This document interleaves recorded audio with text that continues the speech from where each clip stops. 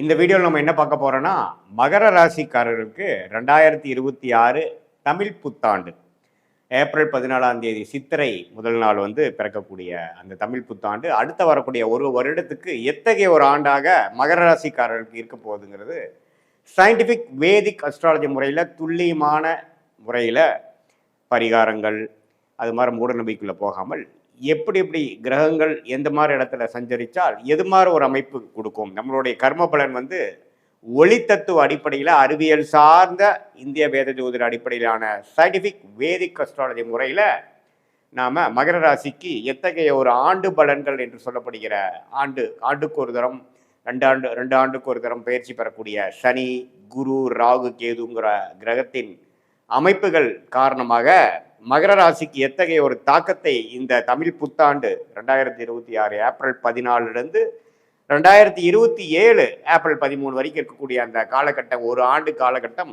எத்தகைய ஒரு ஆண்டாக இருக்க போகுதுங்கிறது மகர ராசிக்கு பார்க்க போகிறோம். இப்போ பாருங்க, சனி 3ஆம் இடத்திலே நீடித்திருக்கிறார். 7.5 நாள் சனி மகர ராசிக்காரர்களுக்கு முடிந்து ஓரளவுக்கு பிரச்சனைகளிலிருந்து மீண்டும் அடுத்து வரக்கூடிய புதிய வாழ்க்கையை நோக்கி போய் கொண்டிருக்கக்கூடிய மகர ராசிக்காரர்களுக்கு குரு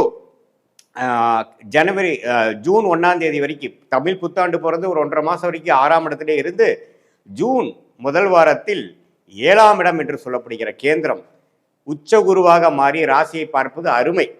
ஸோ ஜூன் 1ஆம் தேதியிலேருந்து பார்த்தீங்கன்னா குருவின் தாக்கங்கள் ரொம்ப பாசிட்டிவாக இருக்குது. யாருக்கு? மகர ராசிக்காரருக்கு. இது வரைக்கும் கொஞ்சம் பணவரவு கைக்கு வந்தது, வாய்க்கு வரவில்லை, கடன் தொல்லை, வீண் அலைச்சல், சுப செலவுகள் குறைவே இல்லாமல் போயிட்டு இருக்குதுங்கிற மாதிரி இருக்கக்கூடிய மகர ராசிக்காரர்களுக்கு இனிமேல் பார்த்தீங்கன்னா எல்லாமே ஒரு கண்ட்ரோலுக்கு வரும். எல்லாமே கொஞ்சம் பாசிட்டிவிட்டிக்குள்ள நீங்களே போகக்கூடிய அமைப்புகள் கொடுக்கக்கூடிய அந்த பயிற்சி தான் குரு பயிற்சி. உச்ச குருவாக 7ஆம் இடத்துக்கு ராசியை பார்ப்பது அருமை. சரி, இப்போ ராகு கேதுகள் எப்படி இருக்கிறான்னு பார்த்தீங்கன்னா மகர ராசிக்கு 2ஆம் இடத்துல ராகுவும் 8ஆம் இடத்தில் கேதுவும் இருக்கிறார். இவர் பாருங்க, டிசம்பர் மாதம் புத்தாண்டு பிறந்து ஒரு 7 மாதங்களுக்கு அப்புறம் கேது குருவோட சேர்ந்து கேலயோகமாக 7ஆம் இடத்திலும் ராகு ராசிக்குள்ளேயும் வரார். ஸோ இந்த ஜூன் மாதத்துலேருந்து டிசம்பர் மாதத்துக்குள்ளே ஒரு அருமையான ஒரு அமைப்பு இருக்குது. ஏன்னா ராகு கேதுகள் ராசிக்குள்ளே இல்லை. ராகுகள் ராசிக்குள்ளே சில மனக்குழக்கங்கள், அடுத்து வரக்கூடிய காலத்துக்காக நிறைய திட்டமிடுதல், சிலது சரியாக வர்றது, சிலது சரியாக வராமல் போகிறது, உறவுகளில் கொஞ்சம் பிரச்சனை, அது மாதிரி பல விஷயங்கள் கொடுக்கக்கூடிய அமைப்பு இருக்குது. ஆனால் ஜூன் மாதத்திலிருந்து நவம்பர் மாதம் வரைக்கும் ஒரு பொற்காலம் என்றே சொல்ல வேண்டும். யாருக்கு? மகர ராசிக்கு. ஏன்னா குருவின் பார்வை இருக்கு, ராகு கேதுகளின் தாக்கங்கள் இல்லை. அதே சமயத்தில் சனி 3ஆம் இடத்தில். இது மாதிரி ஒரு அமைப்பு மகர ராசிக்காரர்களுக்கு நீங்கள் இப்போ என்ன ட்ரை பண்ணிட்டு இருக்கீங்க, என்ன முயற்சி எடுத்துட்டு இருக்கீங்களோ அது ஜூன் மாதத்துலேருந்து கொஞ்சம் பாசிட்டிவாக வரக்கூடிய அமைப்புகள் கட்டாயம் உண்டு. அப்புறம் பார்த்தீங்கன்னா இந்த டிசம்பர் மாதத்துக்கு அப்புறம் எப்படி ஆகும் அப்படின்னா இன்னும் கொஞ்சம் புதிய முயற்சி, சில பேர்த்தோட அசோசியேஷன், சில கான்ட்ராக்ட், சில வேலை மாற்றம், தொழில் அபிவிருத்திக்காக சில விஷயங்கள், நம்ம ஒருத்தரோட டையப் போடுறது, ஒரு கிளையண்ட்டு, கஸ்டமரு, கொலீகு, அது மாதிரி சில விஷயங்களில் நம்ம கொஞ்சம் சிரத்தையாக சில மெனக்கெடுதல், அது மாதிரி விஷயங்கள் தேவை. அதே மாதிரி மாணவர்களுக்கும் பார்த்தீங்கன்னா இந்த ஜூன் மாதத்துலேருந்து நவம்பர் மாதத்துக்குள்ளே அவங்களுக்கு வேணுங்கிற கோர்ஸு, என்ன மாதிரி அட்மிஷன் போகணும், எது மாதிரி ஹையர் ஸ்டடீஸ் பண்ணணுங்கிறதுக்கெலாம் நல்லா அமைச்சிக்கக்கூடிய அமைப்பு கட்டாயம் உண்டு.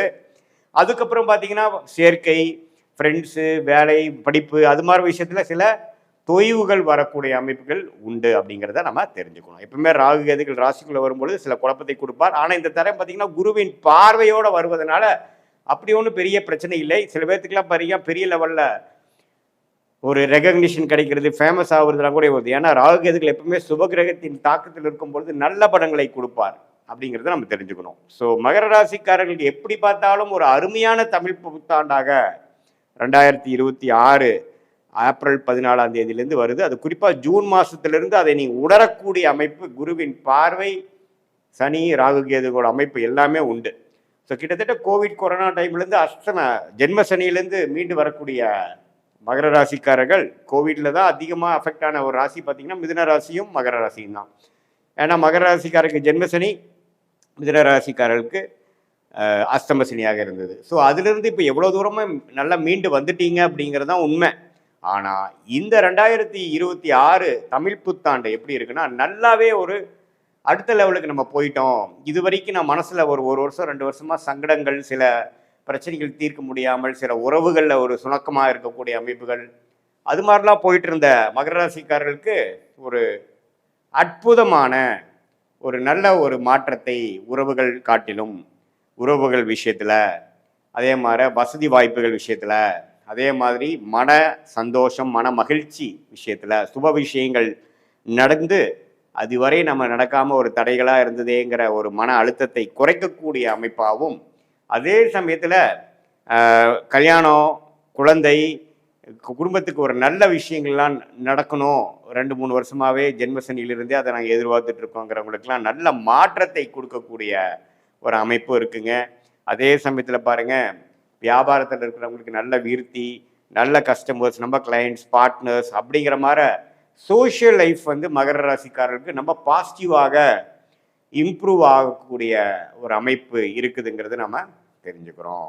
ஸோ மகர ராசிக்காரர்களுக்கு எப்படி பார்த்தாலும் கடந்த 2 வருஷம் கம்பேர் பண்ணுறப்போ இந்த ஆண்டு தமிழ் புத்தாண்டு, குறிப்பாக தமிழ் புத்தாண்டு பிறந்து ஒரு 1.5 மாதத்துலேருந்து என்ன அவங்க எதிர்பார்த்துட்டு இருந்தாங்களோ அது டக்குன்னு கொஞ்சம் கிடைக்கக்கூடிய அமைப்பு, சிலதெல்லாம் எதிர்பார்க்காத சில விஷயங்கள் நடக்கக்கூடிய அமைப்புகள்லாம் வந்து டிசம்பர் மாதத்துக்கு மேலே வரக்கூடிய அமைப்பு. ஏன்னா கேது குருவோட சேரும் பொழுது கேள யோகமாக ஆறி கொஞ்சம் சுபவிரயங்கள் மூலமாக பணம் ஈட்டுதல், ஷேர் ஸ்டாக்ஸ் அதில் எல்லாம் கொஞ்சம் பணம் ஈட்டுதல், கொஞ்சமே குடும்பத்தில் கொஞ்சம் பிரச்சனைகள் போயிட்டு இருக்கிறதுலாம் கொஞ்சம் தீர்வு பெறுவதல், பங்காளி சண்டை, கோர்ட்டு கேஸு வம்பு வழக்கு இது எல்லாமே ஓரளவுக்கு தீர்வாகி நம்ம மனமே உற்சாகமாகி பழைய மாதிரி ஒரு ஏனோதானன்னு இல்லாமல் கொஞ்சம் உற்சாகத்தோட உருப்படுறதுக்கு என்ன வழிங்கிற மாதிரி ஒரு பாசிட்டிவிட்டிக்குள்ளே போகக்கூடிய அமைப்பு தான் இந்த உச்சகுருவின் பார்வை ராசி மேலே விழுகுதுங்கிறத நம்ம புரிஞ்சுக்கணும்.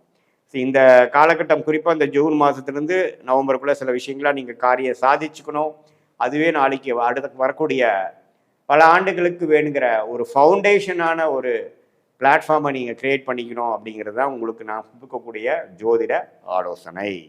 இது பொதுவான பலனை தவிர உங்களுடைய ஜென்ம ஜாதகத்தில் பிறந்த தேதி, பிறந்த நேரம், பிறந்த ஊரை வைத்து உங்கள் ஜாதகத்தை போட்டு நீங்கள் எந்த லக்னத்தில் பிறந்தீங்க, நீங்கள் மகர ராசியில் அவிட்ட நட்சத்திரத்தில் பிறந்திருந்தாலும் சரி, திருவோண நட்சத்திரத்தில் பிறந்திருந்தாலும் சரி, உத்திராட நட்சத்திரத்தில் பிறந்திருந்தாலும் சரி, லக்னாதிபதி நீ என்ன லக்னம், உங்கள் லக்னாதிபதி எப்படி இருக்கிறார், ஸ்தானபலம், திக்பலம், திருப்பலம் எப்படி இருக்கிறார், எது மாதிரி தசாபுக்திகள் போய்கொண்டு இருக்கிறது, உங்கள் லக்னத்துக்கு யோகமான தசைகள் போய்கொண்டு இருக்கிறதா, எது மாதிரி வாழ்க்கையில் அடுத்த வரக்கூடிய 6 months 3 months அடுத்த 12 months 1 yearலாம் எப்படி இருக்குது, எது மாதிரி திசையில் நம்ம வாழ்க்கை அமையக்கூடிய அமைப்புகள் இருக்குது, திரும்பக்கூடிய அமைப்புகள் இருக்குது, எந்தெந்த பிராப்தங்கள் காத்து இருக்கிறது, எந்தெந்த பிராப்தங்கள் நமக்கு வரக்கூடிய அமைப்புகள் இல்லை அப்படிங்கிறத தெளிவாக தெரிந்து அதை நோக்கி நீங்கள் வாழ்க்கையில் செய்யக்கூடிய முயற்சிகளாக இருந்தாலும் சரி, திட்டங்களாக இருந்தாலும் சரி, அதை நோக்கி நீங்கள் வந்து ஒரு செயல்பாடுகளையும் நீங்கள் செய்யும் பொழுது வாழ்க்கையில் எளிதில் எதிர்நீச்சல் போடாமல் வெற்றி பெற முடியும் என்று சொல்ல விரும்புகிறேன்.